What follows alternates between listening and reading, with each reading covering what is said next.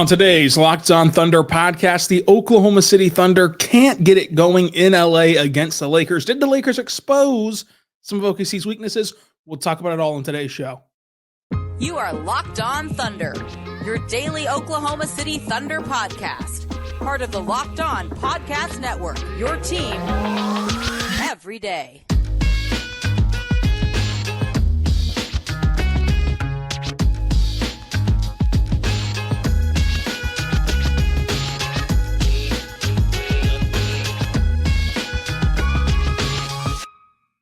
Let's get it going on the Locked On Thunder podcast, on the Locked On Podcast Network, your team every day.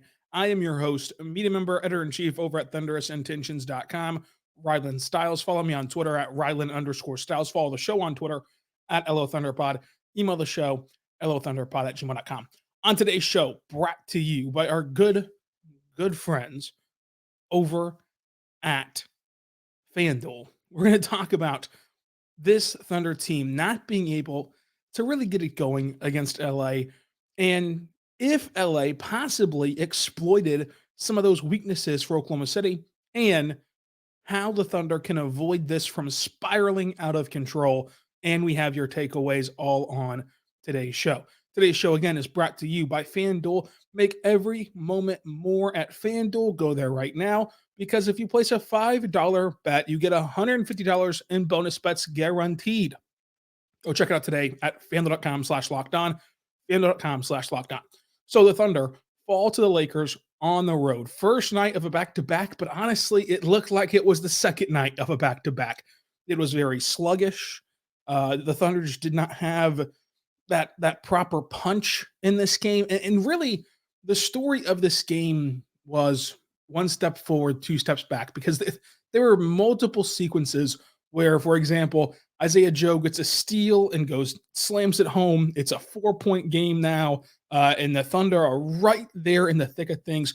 Chet Holmgren gets a block, and then he turns it over. Lakers score in transition, another turnover, Lakers score. Now it's a 9-point game, and then they get just swelled up after the Thunder cut it down so close.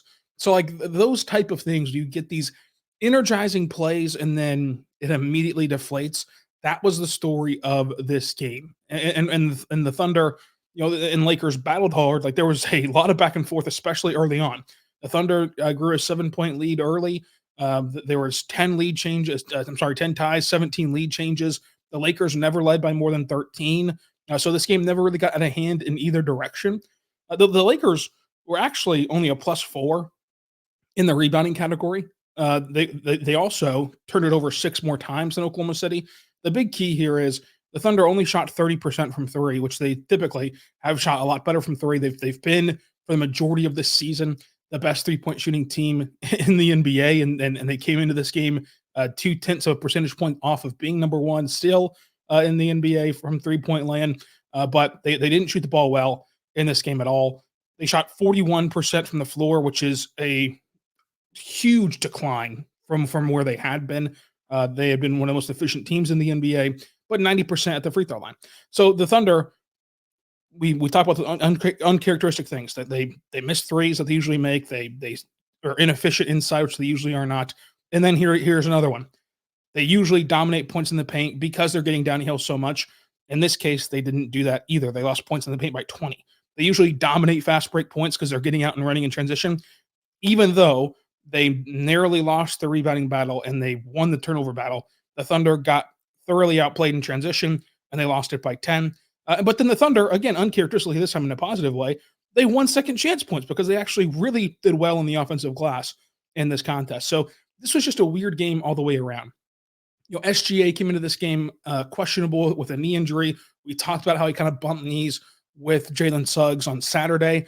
He played, but he clearly was not himself in this game. I mean, it was just obvious from all athletic standpoints. He played well. It's not as though he played just awful, but he didn't have his normal bag of tricks. He didn't have that same burst into that second move that he typically does. He just didn't look right. He just didn't look like SGA. And not looking like SGA still gets 25 points, 3 rebounds and 6 assists, a steal, a block. and shoots 47% from the floor. But he just didn't have his normal relentless attack downhill either. I only had 14 shots I'm sorry, 19 shots in this game. But I think that ultimately there's two different camps that are happening right now. You either look at this and say it's one game of an 82-game season, or you look at this and you try to reinvent the wheel. The Thunder have only lost 12 games so far, and each of the 12 games that they've lost, the fan base has really taken that and kind of ran with it as a way to dissect the bigger picture, dissect what this all means, what's the meaning of life. And in reality, these games at times happen. Now, there's also room to react and room to properly evaluate what happened. So, big picture wise, I don't think anything changes. I think what actually changes is relatively small picture, where there are some frustrating things about this game. We're going to get into the rotation. We're going to get into your takeaways. The Lakers are, when they're playing at their best, are a bad matchup for Oklahoma City because they are able to go bigger, but not go so big that you can exploit them for going big. And so it's not as though they have two cinder blocks down low that just can't defend on the island and can't defend on the perimeter. They actually just have athletic bigs that are bigger than what the Thunder can throw out there, and so they can exploit the weaknesses. I mean, Jared Vanderbilt was incredible off the bench, and he was doing things that he hasn't done to this point in the season. He was getting out, getting steals, getting deflections, running the fast break. Those are things that he struggled with throughout the year for LA so far. He turned it around in Oklahoma City. I think that their ability to go big hurts Oklahoma City. I think that any team's ability to effectively play a zone hurts Oklahoma City. So those things are prominent for this team. It doesn't mean that they've built a bad team or that they're on the wrong path or trajectory or flawed in their team building strategies. But this specific team will get hurt when you play an effective zone on defense. Will get hurt whenever you have athletic bigs where you can play with size but also not give up a ton of athleticism to get beat outside on the perimeter on the defensive end. Those things are just going to happen for Oklahoma City because even if and when they go make a trade, I think that Sam Presti has a long track record, if you really dive into it, of doing something to improve the team. Even last year's team was improved at the deadline. They're not going to go trade for some superstar this season. First of all, superstar trades in season are very hard, even if you wanted to make them. Those are typically reserved for the summer. Number two, whoever they trade for, I think, will be a Kelly Olynyk type, someone who, yes, you're going to play, yes, really helps your team, but you're not going to lean on them as much as you're going to lean on these core guys. And these core guys kind of have room to grow, especially in terms of trying to beat his own defense. And part of that is due to whenever your shots aren't falling, it's even harder to play that way. Now, the other big picture thing that I think people ran with was defending Shea. I don't think that the Lakers had the blueprint on how to defend Shea. I think that Shea defended Shea in the sense of like Shea wasn't fully healthy, in my opinion. You watched him, and there's no way I don't think you can say that he's fully healthy. So we've seen other teams throughout the season shade two guys over to Shea, and that's what they're going to do in the playoffs. They're going to shade two guys over to him and force the other guys to beat you. Everyone's seen that so far, and yet it's resulted in the same thing, where SGA scores 30 points a game, and typically the Thunder, shoot better and make you pay for leaving them open. So, like, we've seen that strategy. And yes, if Shea has a bum knee and his teammates are missing wide open shots, the Thunder are going to lose games. I totally agree with that. But the context of it sort of matters whenever you're talking about, like, oh, did the Lakers figure out how to defend Shea? I don't really think that the Lakers played improved defense from what they typically do. You could argue that they were more engaged than they typically are. But overall, yes, the Thunder only scored 105 points, which in the modern era is not exactly a high-scoring affair. But they missed a ton of open quality looks that if they go in, right, if those shots rim in, then everyone in LA right now is talking about how disastrous this defense is for the Lakers. The shots just didn't rim in, and so it's a make or miss league. And so Now you act like that was fantastic defense. So I struggle with the idea that the Lakers just like figured out the Thunder and figured out Shea. Everyone knew that zone is a problem, and to their credit, they played really good zone defense, which is tough to do if that's not your normal shell. It's tough to just get into that and play zone defense and play discipline zone defense where you're not giving anything up. But the whole aspect of like defending Shea specifically, I don't think that they figured out. I don't think that they did that at a high clip outside of Shea just not having that same burst. Now, their athletic bodies make it easier to defend Shea, but overall, I don't think that if Shea was fully healthy, he would have had much trouble breaking free. The only aspect of this that I think you can look at and really dig into and really discuss at a deeper level of other than just saying, hey, it's one game, is the rotations. Because the rotations have not just been one game. And we're going to do that coming up. But first, I want to say right now about our good friends over at BetterHelp. Check them out today at BetterHelp. Because if you could, use the benefits of therapy, if you've been thinking to yourself, I really want to give therapy a try to empower myself, then you should go to BetterHelp, because the common excuses for people who want to try therapy but end up not have, a lot to do with just your busy schedule, with not having the time to actually go to an office building, not having the ability to find a quality therapist. BetterHelp takes all that away from you, where they make it easy for you whenever you go to betterhelp.com, and you go there right now to betterhelp.com/LockedOnNBA. When you do, you get 10% off your first month. And what BetterHelp does, they have you fill out this entire questionnaire. And after you fill it out, they're going to match you with a licensed therapist. And hopefully you guys click right out of the gate and you can just continue on with your sessions and start the ability and the benefits of therapy. However, if you don't exactly click with that first match, you can redo it and get another match for free until you find the right one. So you'll get a free of charge recycle into a new therapist until you find the one for you. And a lot of people, talk about new year, new you, but how about new year and you just work and improve on things that you're already great at and then add in some things that you want to change as well. So check it out today at BetterHelp. Check it out today at betterhelp.com/LockedOnNBA. Also want to say right now, my good friends over at FanDuel. Check them out today at FanDuel.com/LockedOn. That's FanDuel.com/LockedOn. When you do, you can place a $5 bet. And when you place a $5 bet as a new customer, you get $150 in bonus bets guaranteed on that $5 bet. Now, with FanDuel, this is a great time to check it out because they have the NBA, they have the NFL playoffs, they have college basketball, they have the NHL. Everything you could want, they have for you, including tonight against the Clippers, the Thunder and Clippers on the second night of a back-to-back. The Thunder are 6.5-point underdogs to the Clippers. Might want to jump in on that at FanDuel.com/LockedOn. That's FanDuel.com/LockedOn.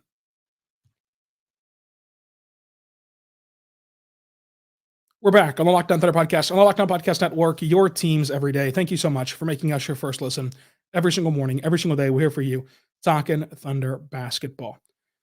So I think that the rotations are something that I understand the frustration with.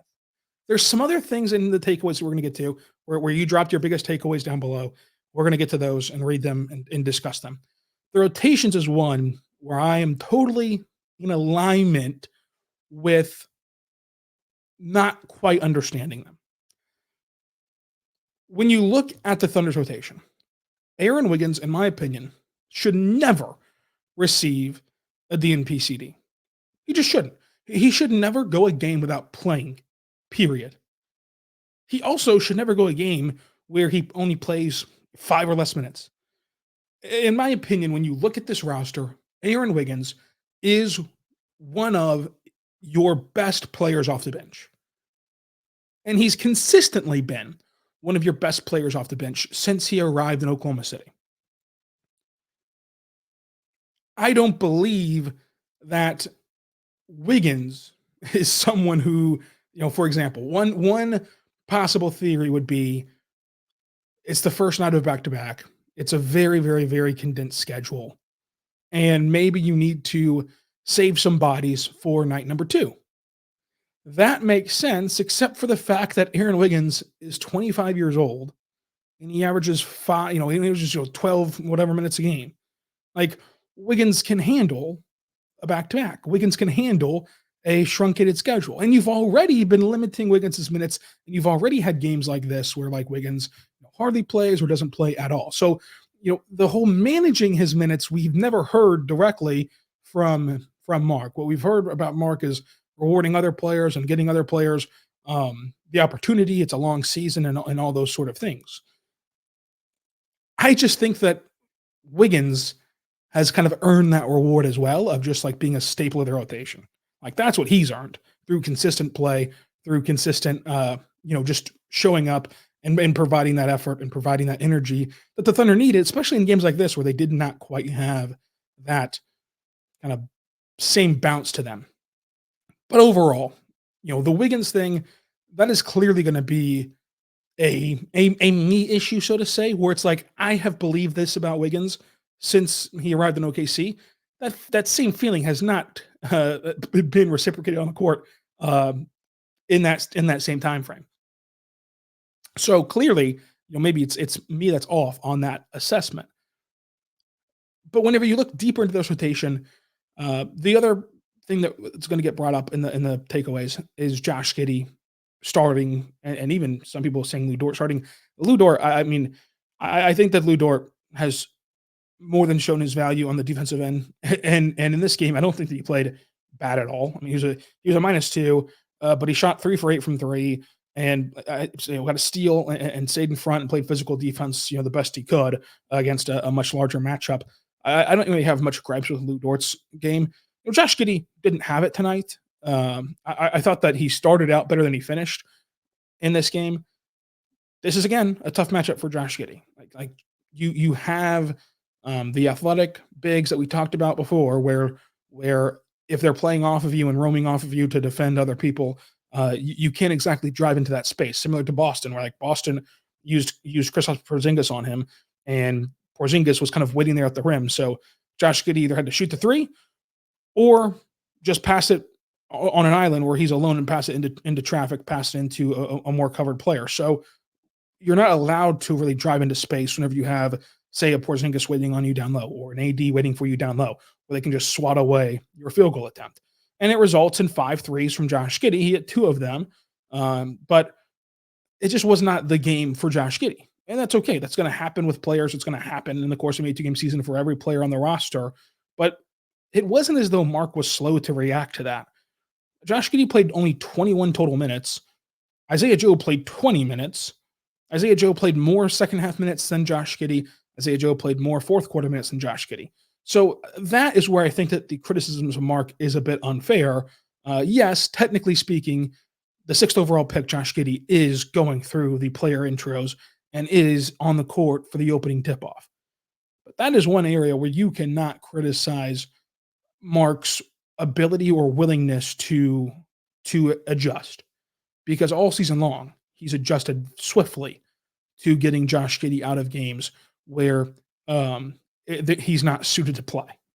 His skill set was not suited for this game, was not tailor-made for this game with how the Thunder want to play and how the opposition was trying to force the Thunder to play. It was not the game for Josh Giddey. And so I don't agree with that criticism. Now, the Wiggins criticism, I am personally going to always agree with that because personally I'm biased toward Aaron Wiggins of thinking he's a really, really good basketball player. I think that he should always play.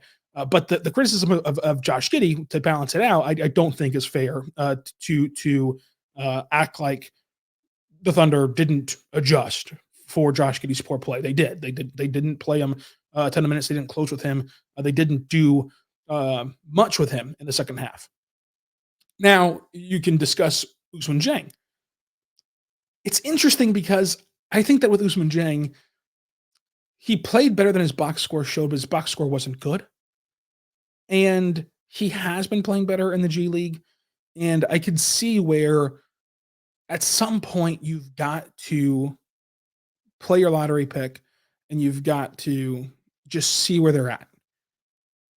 It's kind of like those benchmark tests in school. At some point, you just got to take them, see where you're at, see what you need to adjust to moving forward. So I don't think that this is a long-term thing to worry about. I think that this falls into the 1 game and 82 game season worry about category.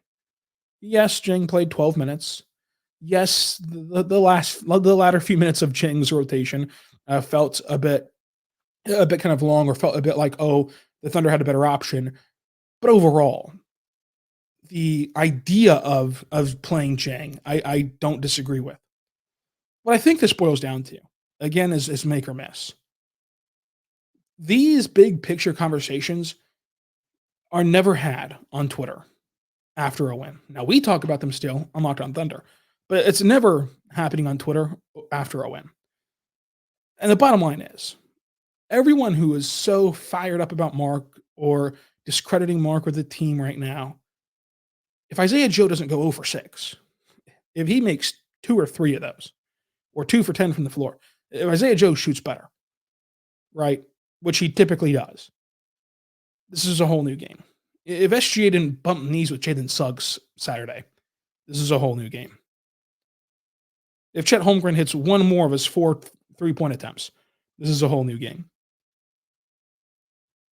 Like those things add up over the course of the game to where it is just simply a make or miss league, and fans are going to react. I still believe that the Thunder fan base, for the most part, especially localized fans, have a football mindset. And a football mindset is not going to mesh with an 82 game season. Because in football, every loss is the end of the world in football. Every loss could be program defining, is certainly season defining, because you can't afford too many of those. That math changes a little bit with the 12-team playoff, but still, it is season defining to lose a game in football. It is not season defining to lose a game in basketball.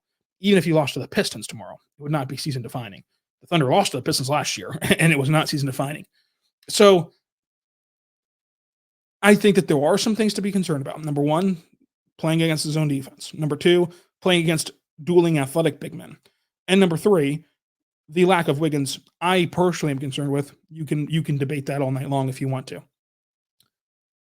But everything else that happened, the poor shooting, the 49 threes, I think it's just a byproduct of it being one game. Because I never got the feeling, I know some of you did, because I've read all your takeaways. Even if we don't read them on the show today, I've read all of them. We're going to get to a lot of them coming up, but I've read all of them. A lot of you feel like the Thunder settled for threes. I didn't personally believe that they settled for many of them.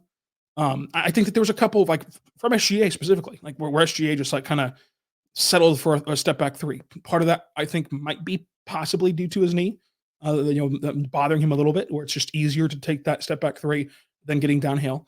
But I think that there were moments where they settled for a three. I'm not going to say that if you watched all 43s, you would not feel that way. But for the most part, I think that it was quality shots. You could argue that they should have pivoted off of that to which they did against Orlando. So again, they had this issue against Orlando and course corrected in game. We've seen that they physically can do that. It didn't happen in LA. It didn't go that same way in LA, but we've already seen that they've kind of checked that box, so to say. This is just one game. So I don't think that anything other than the zone defense, dueling athletic bigs, and the lack of Wiggins is a long-term freak out issue.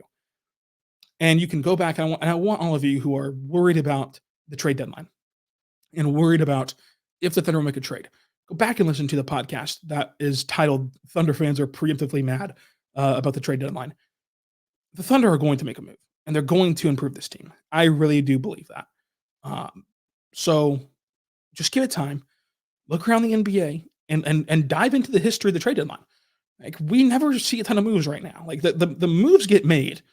That's why everyone tweets out the corny joke, pencils down, everyone, at exactly 4 o'clock or whenever the deadline strikes. Because all these moves shuffle in right exactly at the deadline and on deadline day. Every move the Thunder made last year was on deadline day. The Taj Gibson trade was on deadline day. All these things happen, right? So I think that the Thunder will continue to operate that way, and I think that they will improve their team whenever it comes time to. Now, coming up, we're going to read your takeaways before we preview today's game against the Clippers. But first, I want to say right now, my good friends over at Jase Medical. Go to jasemedical.com right now, and whenever you do, you can get the Jase case. And the Jase case is 5 antibiotics to help treat a ton of antibiotics help treat a long list of bacterial illnesses, and they're able to help you with infections as well, and among other stuff, they can just help you out in case of a pinch. The wintry storms coming in Oklahoma. Maybe you couldn't get out of the house, but had a sick family member. You have what you need there to better help your household at jasemedical.com. Check it out today at jasemedical.com. Whenever you do, use code Locked On. When you use code Locked On, you're going to get $20 off your order. Jase Medical is a visit to jasemedical.com. You complete this physician encounter, and it will be reviewed by a board of certified physicians, and then your medications will be dispensed to you at that time from a licensed physician at a fraction of the regular cost. So check it out today at jasemedical.com using code Locked On and get $20 off of your order. We're back on the Locked On Thunder podcast, on the Locked On Podcast Network, your team every day. Thank you so much for making us your first listen every single morning, every single day. We're here for you talking Thunder basketball. We're diving into your takeaways from this game. We're going to continue to go with, again, here's one where it's like criticizing Mark for Josh Giddey as a starter.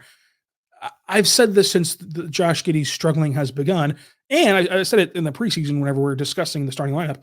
It doesn't really matter who starts games. It matters who closes games. And we've already discussed Joe and Giddey, so I'm not going to get to another tangent again, but I think that Mark does a great job of managing whenever guys don't have it. I just don't think that – I just personally think that Wiggins should play more. I also personally thought that Darius Bazley should have played more as well, and we saw how that worked out. No offense to G League All-Star Darius Bazley. But moving forward, literally, he is, by the way, a G League All-Star. That was not a joke. You can look him up for the Delaware Bluecoats, having a fantastic year. Sarah Rebuild says, hope the Thunder take better shots and better care of the ball tomorrow. Stop jacking up a ton of threes if the Thunder are not hitting them. Wiggins' minutes would have been nice tonight. Totally agree on Wiggins. The threes, I think that they did settle for some, specifically, step back threes. Overall, I was fine with the threes. Now, the turnovers things. I saw some people in the comments like talking about how the Thunder's raw turnover number was good. 11 was good in the modern NBA. What I think that Sarah's actually right about is it was not the just raw number of 11, right? The number of 11 is good. It was the timing of the 11. Anyone can limit your turnovers to 11. It's the timing of it that really hurts the Thunder in this case. Where there were a lot of turnovers down the stretch when you're trying to come back. You can't have that. There were turnovers in transition whenever you had an opportunity, numbers to go get easy buckets. You can't have that. There were turnovers after stops where it's just you've worked so hard to stop the Laker attack and just kind of gave it away, so to say. So the 11 wasn't the problem that I think Sarah is discussing. I think it's just the ball security of the timing of it, which I totally agree with. Like, I totally agree that, like, if you only turn the ball over 11 times, right, and the opponent says you can either get 17 somewhat meaningless turnovers, or you can only get 11, but those 11 all come, kind of in crucial moments of the game. And I'm not just talking about clutch time. I'm talking about when you're on a run, when you're chipping away at a lead. They're going to take the impactful 11. So I agree with that. The Thunder have to do a better job of, like, especially when they put themselves in a hole in the fourth quarter. It's unfair, but then at that point in the fourth quarter, you've got to be kind of perfect to fully get back into a game. Rest Shea tomorrow, which is now today. I don't know. Maybe they will.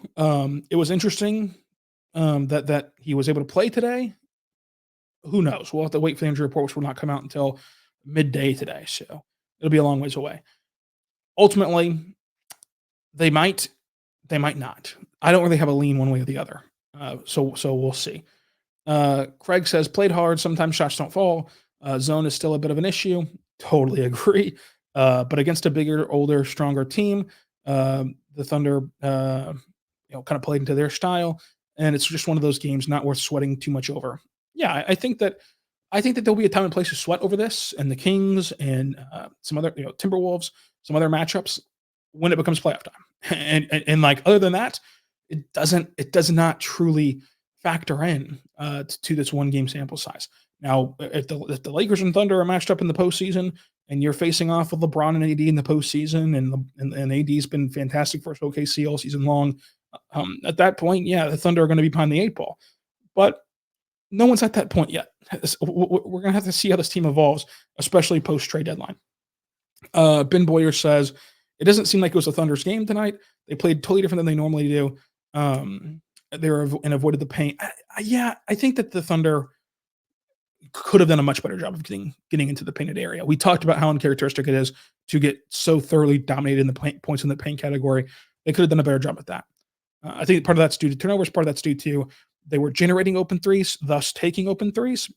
Sometimes maybe the course correction would be even if you get an open three, still try to work for that. If it's early in the shot clock, still try to work for that opportunity in the paint. But it was hard to get by. Like, credit to the Lakers and their zone. It was hard to get by and play inside. Continuing on with these takeaways, obviously some of them are very, very, very extreme. Low energy for OKC. Yeah, I could see their low energy. That's why I kind of joked about it in the cold open of it was a back-to-back leg number one that felt like a leg number two, which is dangerous for what the Thunder are going to be walking into in leg number two. Let's talk about that real quick. The Clippers game. I appreciate everyone who dropped the takeaways. I read all of them.